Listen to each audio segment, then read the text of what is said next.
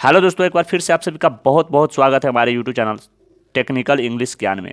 दोस्तों बता दें, आज का टॉपिक हमारा है इंग्लिश का बेसिक कॉन्सेप्ट, यानी बेसिक कॉन्सेप्ट ऑफ इंग्लिश।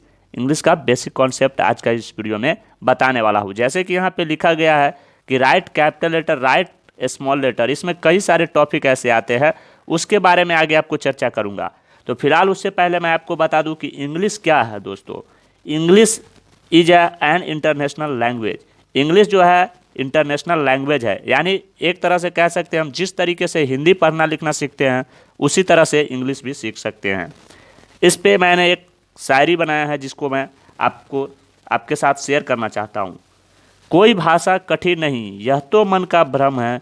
कोई भाषा कठिन नहीं, यह तो मन का भ्रम है।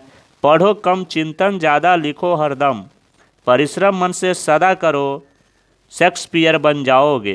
परिश्रम मन से सदा करो, राष्ट्र का नाम बढ़ाओगे। तो दोस्तों बता दूं कि भाषा जो है आपको इसमें कोई ज़्यादा कठिन नहीं है, और इसका जो है आपको सिर्फ और सिर्फ प्रैक्टिस करना अनिवार्य है। क्योंकि कोई भी भाषा का प्रैक्टिस जब जब तक आप करते हैं तो वो आसानी से सीख जाते हैं। जैसे हिंदी लिखना पढ़ना सीखना सीखा था आपने कि हिंदी को किस तरीके से पढ़ा जाता है वो सीखा था, लेकिन हिंदी बोलना आपने किसी से नहीं सीखा था, क्योंकि वो सुनते सुनते ही सीख गए। उसी तरह से ये इंग्लिश है, तो इसको भी आपको पढ़ पढ़ के और कर कर के भी सीखना है।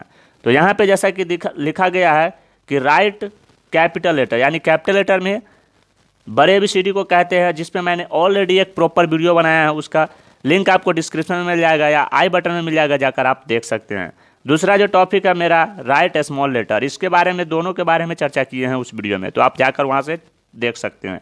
इसके बाद तीसरा जो है राइट के टू कह, यानी कख से लेकर कबीर कहानी इसमें सारा कुछ आ जाएगा। ये आपको बेसिकली आना चाहिए, क्योंकि ये बेसिक पार्ट है फ्रेंड्स। बेसिक पार्ट अगर आपको नहीं आएगा तो एडवांस में कहाँ से आएगा आपको, तो इसीलिए बेसिक आपको क्लियर करना होगा। इसके बाद आगे लिखा है चेंज इनटू इंग्लिश। जैसे ही आप के टू कह तक सीख जाते हैं तो इसमें आपको चेंज इनटू इंग्लिश में आपको सीखना पड़ेगा। जैसे चेंज इनटू इंग्लिश में आपको बता दे तो जैसे ख, तो ख का स्पेलिंग क्या होता है, के जैसे ख। ज्ञा, तो ज्ञा का स्पेलिंग क्या होता है, JN से ज्ञा। तो उस तरह से आपको इसमें चेंज इनटू इंग्लिश में सीखने को मिलेगा।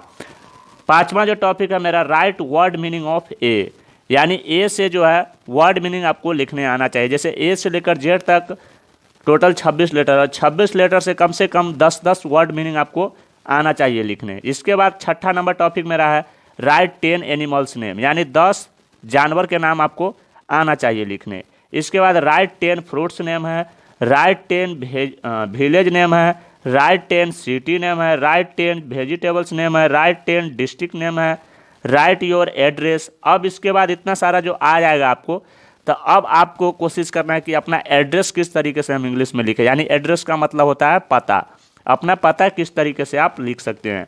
इसके बाद 13वां नंबर जो टॉपिक है मेरा वॉवेल्स और कॉन्सोनेंट पे मैंने ऑलरेडी एक वीडियो बनाया है, आप जाकर चाहे तो चेकआउट कर सकते हैं। लिंक नीचे डिस्क्रिप्शन में या आई बटन में मिल जाएगा, वहाँ से भी आप देख सकते हैं। इसके बाद दोस्तों मेरा अगला नेक्स्ट है जो 14 नंबर, वो राइट 1 to 100 तक काउंटिंग आपको आना चाहिए, यानी 1 से 100 तक कम से कम आपको काउंटिंग आना चाहिए इंग्लिश में। जैसे 1 2 3 4 5 होता है, उस तरीके से आपको आना चाहिए। 15 नंबर मेरा जो है वो रोमन नंबरल 1 to 100 तक आपको आना चाहिए। अगर इस पर आपको नहीं आता इसके बारे में तो आप नीचे हमें कमेंट कर सकते हैं, उसके बारे में हम प्रॉपर वीडियो बनाऊंगा जिसमें आपको कंप्लीट जानकारी प्रोवाइड करूंगा। इसके बाद जो मेरा टॉपिक है वो है राइट 10 बर्ड्स नेम, यानी पक्षियों के 10 नाम आपको आना चाहिए इंग्लिश में, जो आपको आगे चल के काफ़ी हेल्प करेगा इंग्लिश सीखने में। दोस्तों मैं ये सीरियसली बता रहा हूँ कि आगे चल के आपको इतना सारा टॉपिक अगर आप कवर कर लेते हैं तो आगे चल के आपको कहीं कोई दिक्कत नहीं आएगी और आसानी से समझ में आएगा। इसके बाद right 10 insects name. Insect names का मतलब हुआ कि कीट पतंगों का नाम आपको आना चाहिए, कम से कम 10 कीट पतंग का। इसके बाद 18 जो है राइट 10 व्हीकल्स नेम, यानी सवारियों का नाम जो है आपको आना चाहिए 10। इसके बाद जो है अगला मेरा टॉपिक वो 10 डोमेस्टिक आर्टिकल्स नेम, यानी घरेलू जो उपयोग होता है उसका आपको आना चाहिए। इसके बाद राइट वीक्स 7 डेज नेम, यानी संडे मंडे जो होता है वीक्स यानी सप्ताह, यानी सप्ताह में 7 दिन होते हैं, उसका नाम आपको प्रॉपर आना चाहिए लिखने। इसके बाद जो है अगला टॉपिक मेरा 21 नंबर, वो राइट ईयर्स 12 मंथ्स नेम, यानी 12 मंथ्स का, यानी ईयर का, यानी साल का जो 12 मंथ होता है उसका नाम आपको प्रॉपर इसमें आना चाहिए। इसके बाद है राइट सीजन नेम, यानी सीजन 5 ऋतुएं है उस सब का नाम आपको आना चाहिए। गर्मी, जाड़ा, बरसात, ये सारा आपको ठंडी, सब सारा जो सीजन का नाम आपको पता होना चाहिए और इंग्लिश में पता होना चाहिए। 23 नंबर टॉपिक जो मेरा है राइट रिलेशनशिप्स नेम, यानी रिलेशनशिप में जैसे पारिवारिक में जैसे मामा हो गया, नानी हो गया, नाना हो गया, इसका क्या क्या चीज़ इंग्लिश नेम होता है उसके बारे में आपको आना चाहिए। और मैं गारंटी देता हूँ कि इतना सारा आप कंप्लीट कर लेते हैं तो आगे आपको इतना मज़ा आएगा कि पूछिए ही मत।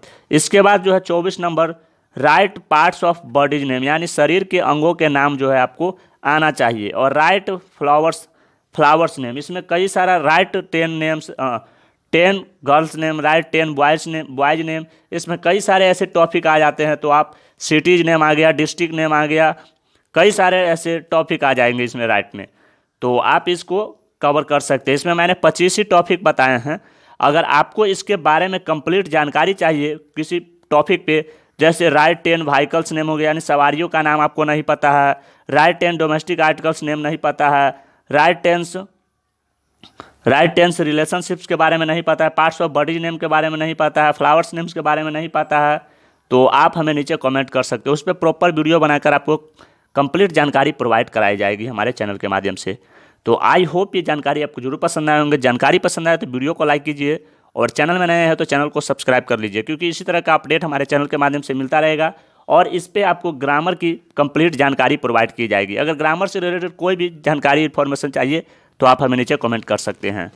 तो मिलते हैं इसी तरह के एक और नए टॉपिक के साथ, तब तक के लिए जय हिंद।